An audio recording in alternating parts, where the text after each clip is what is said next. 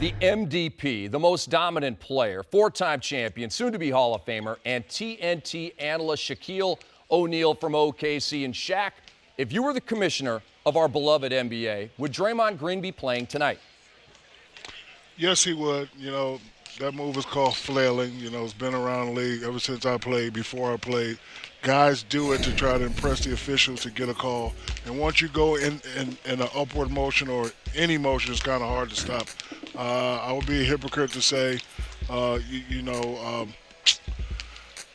didn't do it on purpose a couple of times. You know, a lot of times I flailed, and, my mindset was, hey, wherever I hit him is where I hit him. I mean, a couple of times, once I got hack-a-shacked and let it go, if I hit guys in the jaw and in the face, it didn't matter. I mean, but it wasn't intentional. He didn't say, hey, the guy fouled me, the ref didn't call it, let me kick him in his private part. But he did make that upward motion, and, anything in the way of an upward motion will get hit.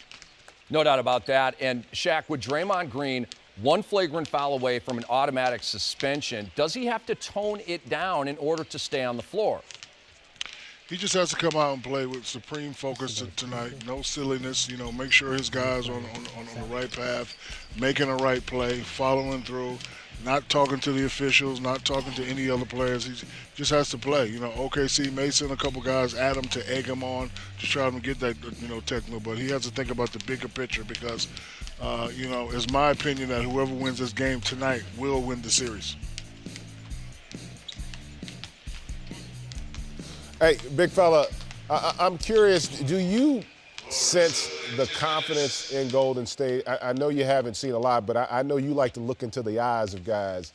Do you sense that they have the same swagger that we've seen over the course of the season, or is OKC a different animal?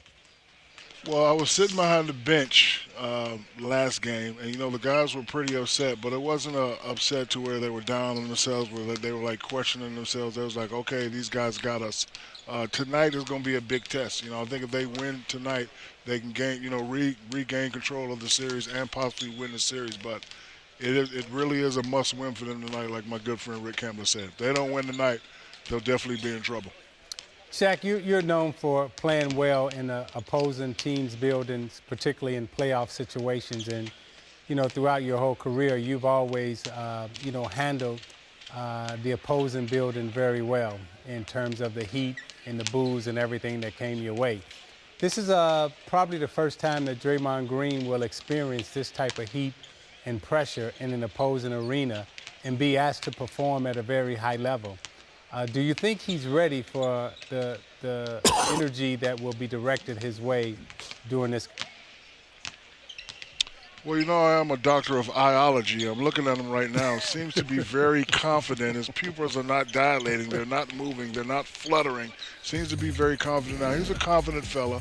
He is a champion. His team is battle-tested. People forget they only lost 9 games all year, so I'm sure they played in, arenas where it was loud and, it was, a little bit of controversy in the air, but I think he's definitely ready. But again, this is a must-win for them. They got blown out by 30. Usually when a great team gets blown out by 30, they come back and they play extra, extra well. So, he just gave me the salute. Oh, I know he's ready. He just gave me the salute. I said, he's ready. I said, Golden State by 10. You heard it here first. Hey, Shaq, without giving away the winner, please tell us what's up with the three-point shootout between Ernie Johnson and Charles Barkley. Well, Chuck is terrible, so I haven't seen it. I don't know anything about it. I'm Ernie probably all the way. Because think about this. I was 1 for 375, and I beat Chuck. I beat Chuck in a three-point shootout.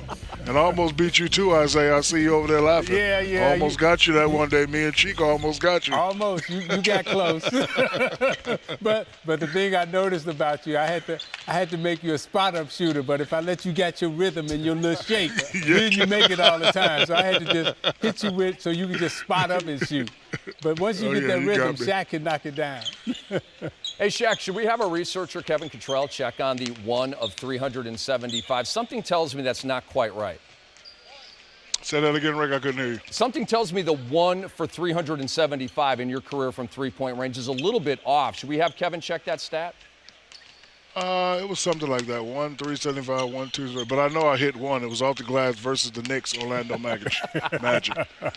And I remember the play because I remember the play exactly because we were in a timeout, and I asked B. Hill, I was like, hey, let me shoot a three. And B. Hill was like, no, you go down. So I was supposed to set a pick for Anthony Bowie. So he tried to throw the ball to Anthony Bowie. I intercepted the ball and shot it off the glass, and it went in, and I gave B. Hill the look like. And then you went in the gym and shot not entertained, Brian Hill? Are you not entertained, Brian Hill? You gave him the Jerry Reynolds lecture. Yes, yeah. Call some plays for me.